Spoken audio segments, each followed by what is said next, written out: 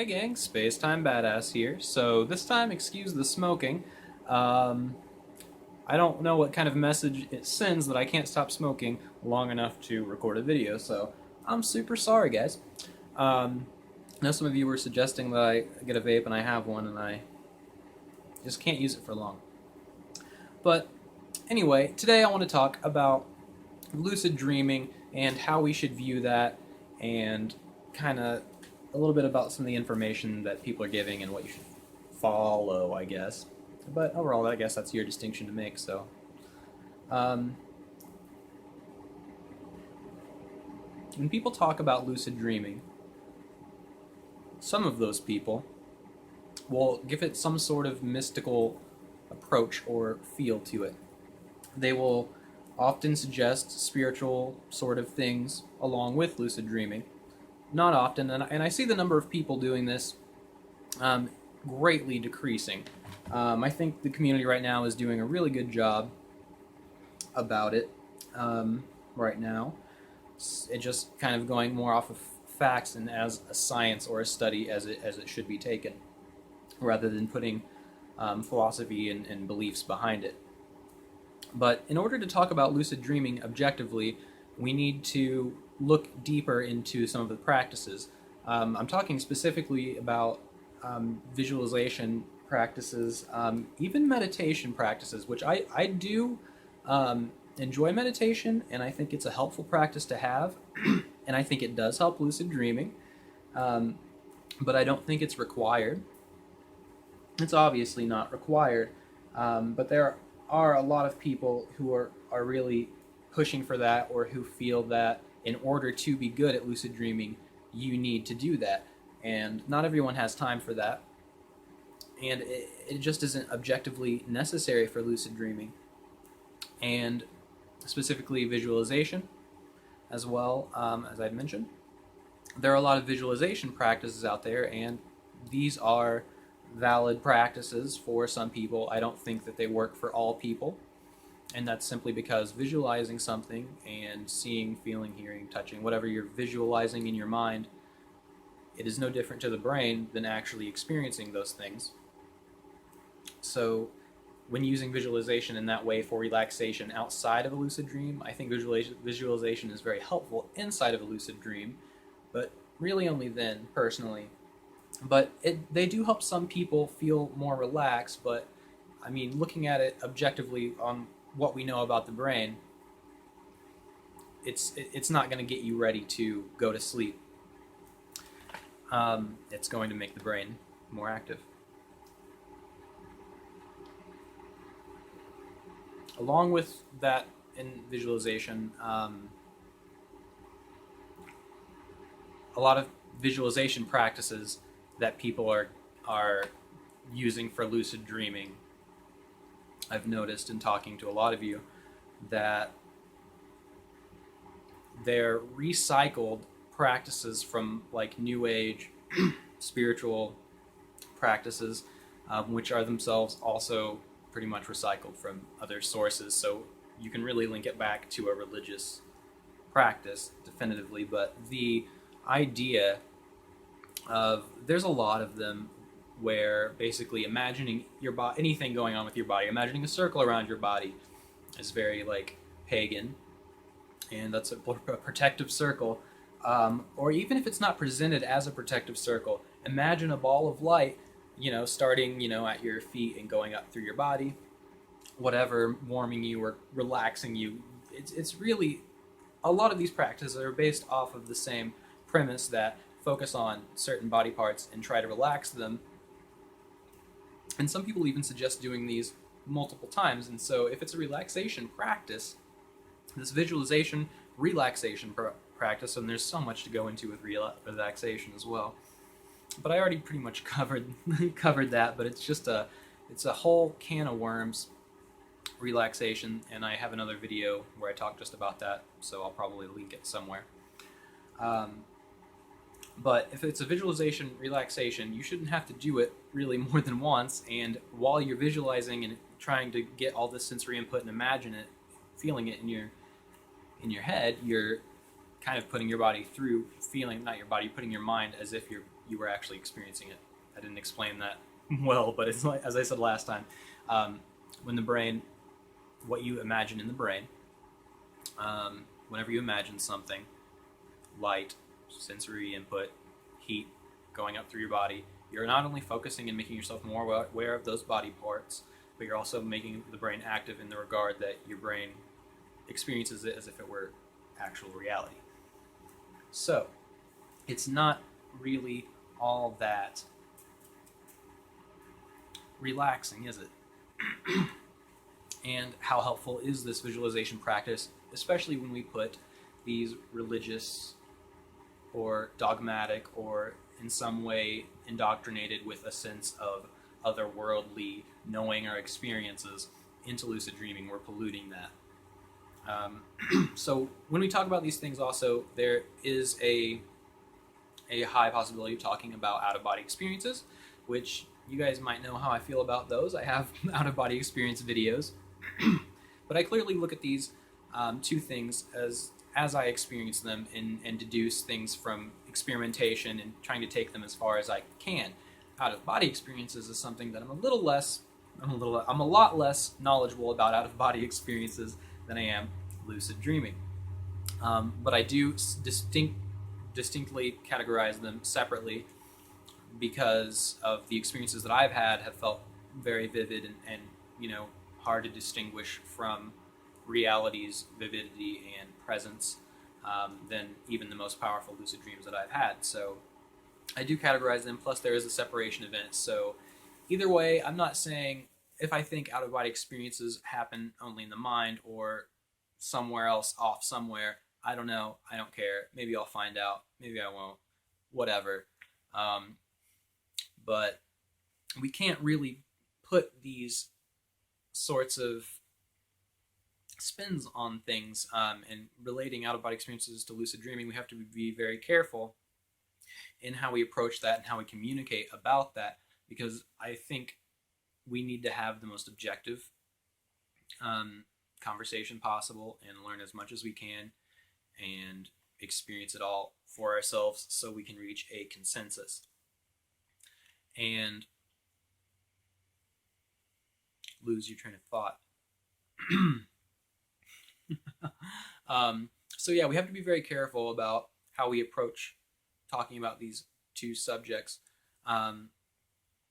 What we do need to definitely keep them separate and understand them individually, and maybe one day we'll have an answer, but in the right now we kind of have to use our brains.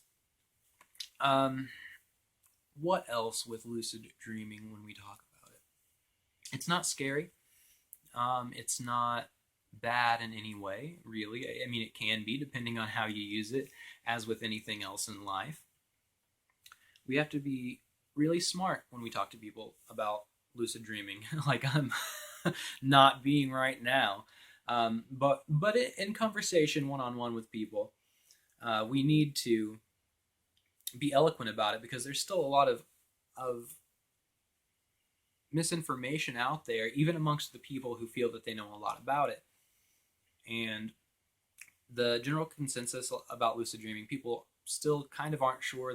They're learning more and more as information is spread, and this is a wonderful thing. But still, right now, people don't really understand it or care to understand it or really bother with it.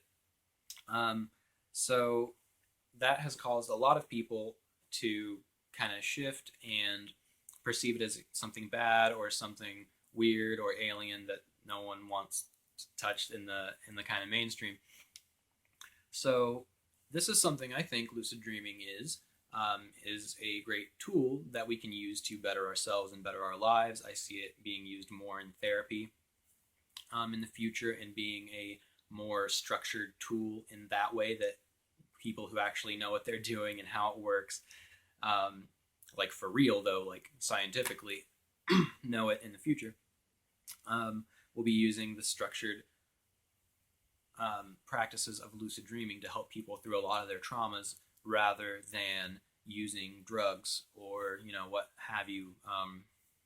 Any problem that a person has any problem a person has, they just try to like throw drugs at them.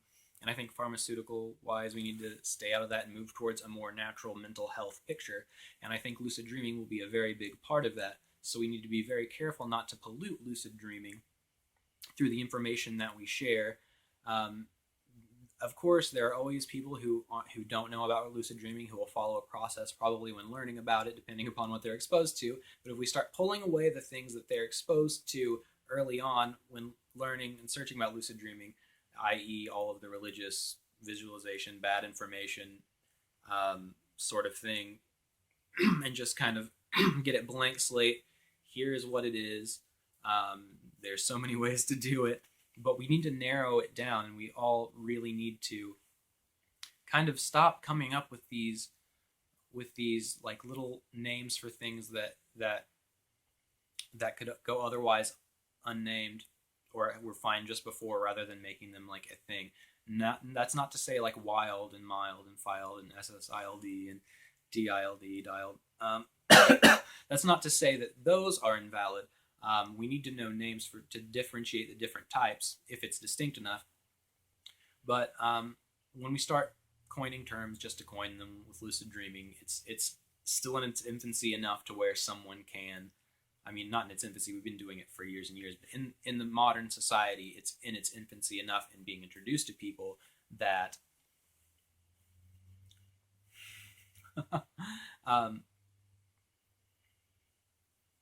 that people can still come up with their kind of buzzwords and direct attention in a certain way about lucid dreaming that might not be the best for how it should develop to do the good in humanity that it can and to really help people. I know it's helped me. I can safely say that I would not be the person I am today without lucid dreaming. I would be a much sadder, more alone, and just overall worse person without lucid dreaming, experiencing myself and getting new perspectives and just really trying to get to the bottom of consciousness itself, who I am in relation to everything else, and just trying to do the best that I can do to make my person the best, most presentable, happiest that it can be. And you do this by working with yourself in lucid dreams. So there is a high potential that this will be used more in medicine and therapy. It's already being used.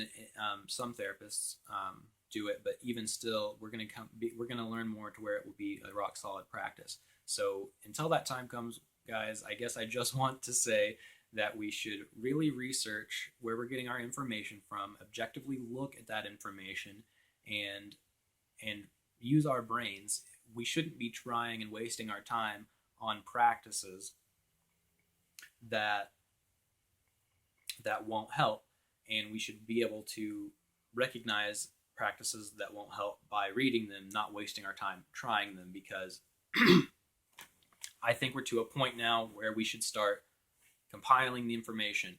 And there's still people coming in from all angles. We need a more direct current of knowledge about lucid dreaming and presenting it more, the facts of how it works and why it works, and why it works specifically in the ways it does for specific people. There's information that we will have about lucid dreaming very soon if we